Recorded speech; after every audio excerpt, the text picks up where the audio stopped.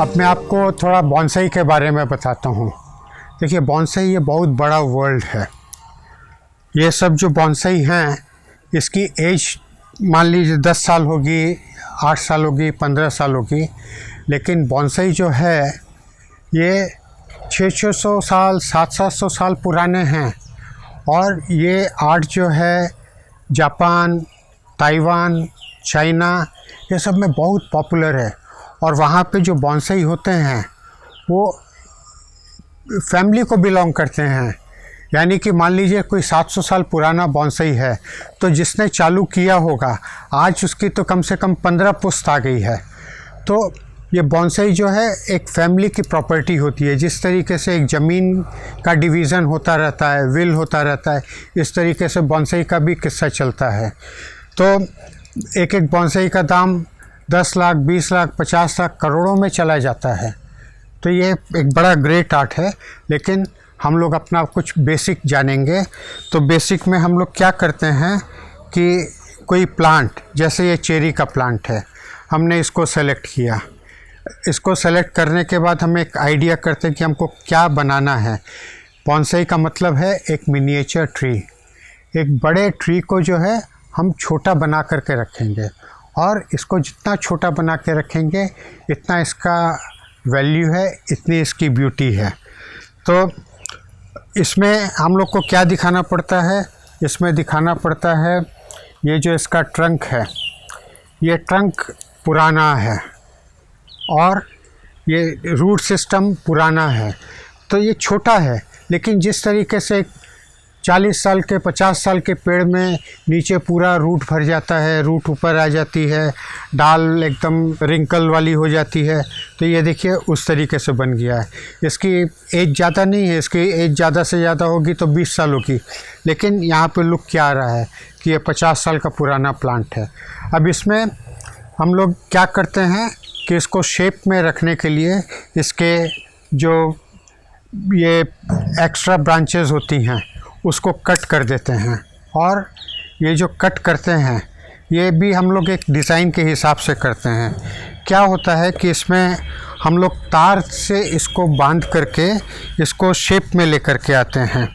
अब जैसे ये है, इसमें आप देख सकते हैं ये तार से बांधा है। तो इसका आइडिया क्या है कि इसका एक ब्रांच यहाँ से दिखाएंगे, एक ब्रांच यहाँ से दिखाएंगे, इस तरीके से इसको तैयार किया जाएगा। तो ये कोई बहुत अच्छा सैंपल नहीं है, लेकिन आपको दिखाने के लिए, आपको समझाने के लिए इस तरीके से इसको जो है वायर बाइंडिंग करते हैं।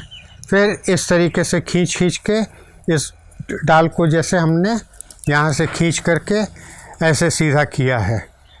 ये ऊपर जाने का इसका कैरेक्टर था, इसको हमने सीधा किया है इस तरीके से बांध करके। अब जैसे ये ब्रांच हमको नहीं चाहिए तो हम इसको काट देते हैं। ये पत्ते हमको नहीं चाहिए। क्यों नहीं चाहिए? क्योंकि हमको दिखाना है कि ये ब्रांच ऐसे निकल गया है।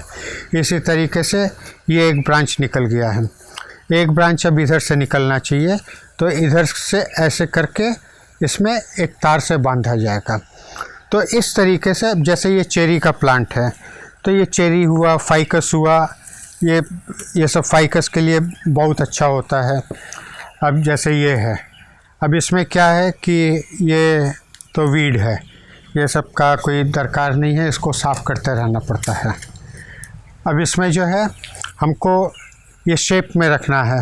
तो अब ये जो है ये लंबे लंबे पत्ते हमको नहीं चलेंगे, लंबे लंबे डाल नहीं चलेंगे, तो इसको हम अपने हिसाब से कर देते हैं। अभी गर्मी का सीज़न है, इसमें अभी पत्ते आ जाएंगे, फिर भी इसको हम रखेंगे क्योंकि ये प्लांट का आइडेंटिफिकेशन है और थोड़ा सा प्लांट में रेस्पिरेशन के लिए ये काम में आएगा। तो इसमें हम जो हैं अननेसरी ब्रांचेस छांटते रहेंगे, अननेसरी इसकी रूट्स हम लोग निकालते रहेंगे।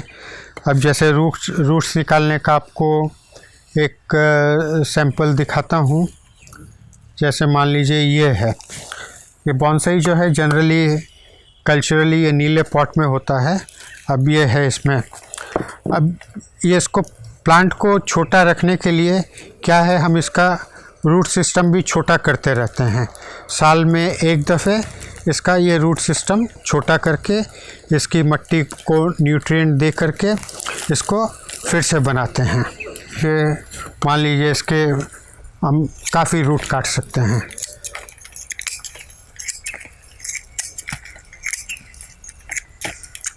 आप चाहें तो इसको पूरा निकाल करके इसको रूट काट करके धो करके फिर से इसको आप लगा सकते हैं।